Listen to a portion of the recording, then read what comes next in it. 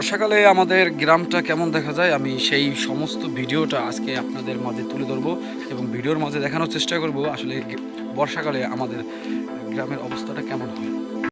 প্রথমে আমি আমার বাড়িটা দেখাই। আমার এই বাড়িটায় প্রায় 8 থেকে 10টা ঘর আছে। আমি ঠিক বাড়ির মাঝখানে যাচ্ছি এবং দেখানোর চেষ্টা করব যে আমাদের বাড়িটা কেমন। যারা যৌথভাবে থাকে তাদের এক বাড়িতে অনেকগুলো ঘর থাকে এবং সবাই মিলেমিশে থাকতেই পছন্দ করে। আমার বাড়ির ঠিক পূর্ব দিকে বিশাল এক দিঘি এবং সাথে পুকুর অ্যাটাচড করা। তার পাশে যে জমিটা, এই জমিতে সবসময় পানি থাকে না, শুধু বর্ষার সিজনেই পানি আসে। অনেক আগে এটা দিঘি ছিল, কিন্তু তারপরে এটাকে ঘের করা হয়। কিন্তু কালের পরিবর্তনে এখানে আবার সেই দিঘি তৈরি হয়ে যায়, যার কারণে কচুরিপানায় ভর্তি এই দিঘি। এখানে কচুরিপানা এত ছিল না। আর তার পাশে যে জমিটা, এই জমিতে সবসময় পানি থাকে না, যদিও বর্ষার সিজনে আসে। এখানে আমরা সবাই মিলেমিশে শাকসবজি চাষ করি। বর্ষার সিজনে যখন পানি ফুলে ওঠে তখন এর সৌন্দর্যও ফুটে ওঠে। গ্রামীণ পরিবেশ যেন এক অন্য ধরনের মজা বয়ে আনে সবার জীবনে। সবুজে ঘেরা চতুর্দিক যেন এক মনোরম পরিবেশ। যারা আমরা গ্রামে বসবাস করি তারা হয়তো এই সৌন্দর্যটা অনেক অনুভব করি, কিন্তু ভেতর থেকে হয়তো ততটা না।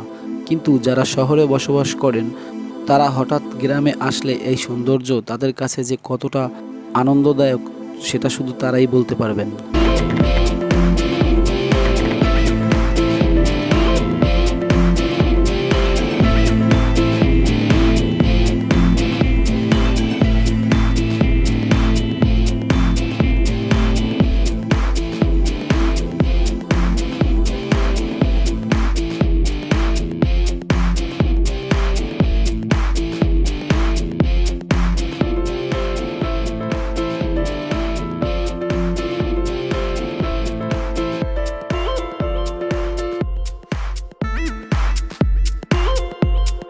এটা আমার বাড়ির পশ্চিম দিক। এখানে যে বেড়া দেওয়া জমিটা দেখতে পাচ্ছেন সেটা হচ্ছে একটা গোরস্থান। এই গোরস্থানটা নতুন হয়েছে, অনেক বড়। এই পুকুরটা আমাদের মসজিদের সামনেই। এই পুকুরে তেমন খাবার দিতে হয় না, মাছ অটোমেটিক না খেয়েই বড় হয়ে যায়। আর এটা হচ্ছে আমাদের সেই মসজিদ, বাড়ির ঠিক দক্ষিণ পাশেই অবস্থিত। গ্রামে অনেক পুকুর থাকে, একটার সাথে একটা গা ঘেঁষে। এ যেন এক সৌন্দর্যের বাহার।